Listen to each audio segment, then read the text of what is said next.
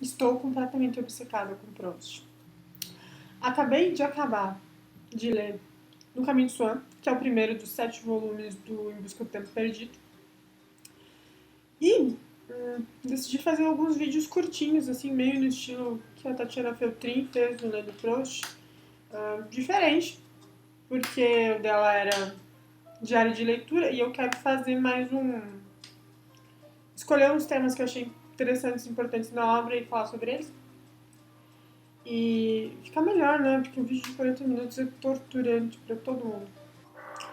Sobre o que o livro trata, né? Tem até uma piada, assim, de que o Monty Python fazia uma sketch em que você tinha que resumir Em Busca do Tempo Perdido em 17 segundos. E ninguém conseguia. Porque o tema, ele não é muito claro, né? Nesse primeiro livro fica menos claro ainda, eu acho. Mas, em geral, dá pra entender, assim, que são as memórias do narrador e que é o processo, o livro, todo o Busca do Tempo Perdido é sobre o processo do narrador se tornar escritor. E aí entra o primeiro problema. Quem é o narrador? O narrador é o Proust ou o narrador não é o Proust? É um livro autobiográfico ou não é? Não é.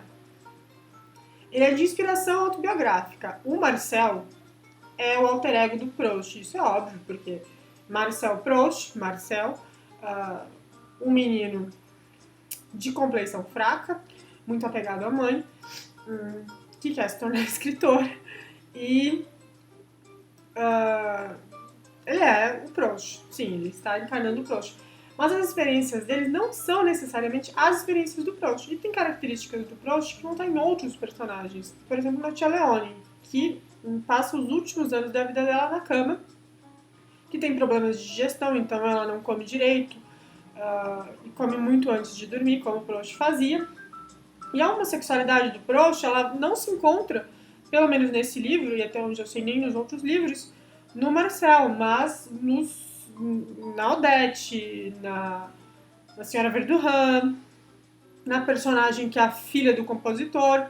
Então, tem inspiração autobiográfica, mas não é autobiográfico, é diferente. Outra coisa interessante é que o Proust ele escreveu Em Busca do Tempo Perdido tentando criar uma obra que se assemelhasse a uma catedral gótica, o que significa que ele queria criar muita simetria.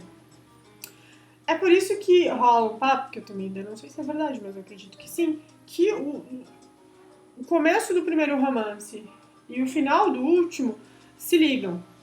Na verdade, quando você pensa que o nome da saga é Em Busca do Tempo Perdido e o último romance é O Tempo Reencontrado, você já percebe uma ciclicidade. Esse movimento cíclico também acontece no Caminho de Swan, porque ele começa com o Marcel falando já grande sobre os processos de sono, de dormir, sobre sonhos, sobre acordar no meio da noite e não saber exatamente onde você está.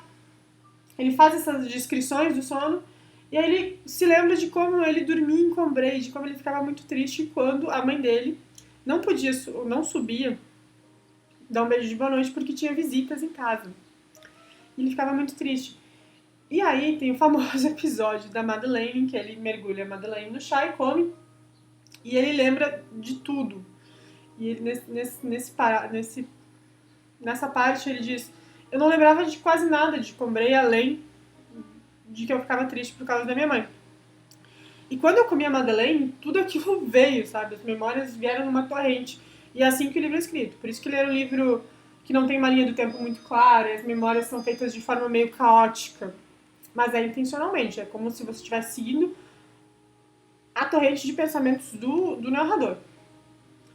E termina o livro com ele fazendo uma reflexão sobre todas essas memórias. Então ele tá... o Swan, quer dizer, o Marcel novo está caminhando numa rua e ele vê a mãe da menina por quem ele está apaixonado. Ele passa naquela rua várias vezes. E aí o Swan, de novo, o Marcel, já adulto, está passando naquela mesma rua e ele diz: os lugares que eu conheci, eles não existem mais. O mundo que eu conheci não existe mais. E ele faz uma reflexão sobre a própria percepção, que ele começa uns parágrafos antes, em que ele diz: eu gostaria de ver aquela senhora hoje para ver se eu me sentiria tão extasiado com a presença dela, se eu acharia ela tão deslumbrante quanto eu achava na época. Porque ele percebe que a percepção é uma coisa muito pessoal e que a gente não vê as coisas como elas realmente são, mas através de uma perspectiva própria. E ele termina dizendo exatamente isso, sabe? As coisas não existem e talvez elas nunca existiram além da minha mente, porque eu estou vendo aquilo. E ele faz esse ciclo, então ele começa as lembranças e ele termina as lembranças percebendo que o tempo passou e que o tempo não perdoa.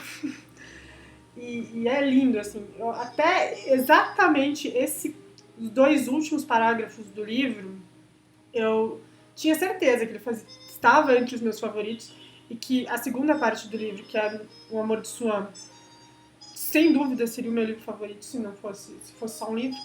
Mas quando eu cheguei nessa última parte, se tornou meu livro favorito, porque sabe aquele meme de que o filme tem 46 segundos a mais e aquilo muda completamente o significado? É mais ou menos isso, não é exatamente isso, porque não muda o significado, mas adiciona significado pro livro inteiro, então ressignifica o livro. Eu terminei esse livro e eu queria começar a ler de novo, só que claro, tem mais 6 livros pra ler, então meio impossível. E aí tem outra questão que existe um pouco de discórdia. Quem é o narrador? O Marcel narra os 3 capítulos ou não? Porque o primeiro capítulo é sobre as memórias do Marcel em Combray, o segundo é sobre a paixão do Swan pela Odette, que acontece antes do nascimento do Marcel, e o terceiro é sobre o Marcel depois de Combray, quando ele para de ir direto para Combray. E aí, geralmente, as pessoas dizem, o Marcel narra o primeiro capítulo e o último, e no segundo é o narrador... é outro narrador. Não é. Na verdade, isso fica claro quando o Marcel ele mata 2 coelhos com uma cajadada só. Ele diz quando aconteceu o segundo capítulo do livro e quem tá narrando. Ele fala: como meu avô, que no ano seguinte, no ano anterior, convidou o Swan pro casamento da minha mãe. Então, ele está dizendo que tudo aquilo que está se passando no primeiro capítulo é anterior ao nascimento dele e que sim, é ele que está narrando. Mas também tem um outro trecho em que ele diz que o Swan, naquela noite que estava esperando a Odette, se sentia como ele se sentia anos depois, esperando a mãe dele em Combray, quando tinha visitas.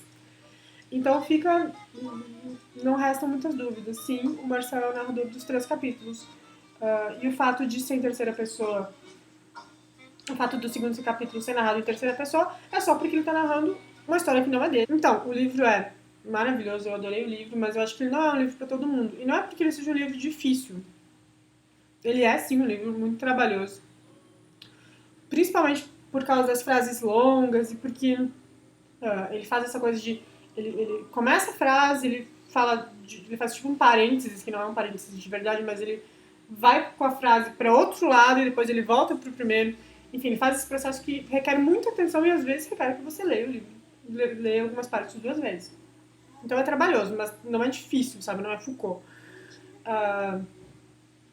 Mas ele não é um livro para todo mundo, porque ele é um livro muito introspectivo, então tem muita gente que vai achar o livro chato, sim, sabe? Porque ele, se você não é dado a reflexões, ou se você é o Swan, por exemplo, que ele descreve como preguiçoso de espírito, que não gosta de fazer autoanálise, enfim, não é um livro para você.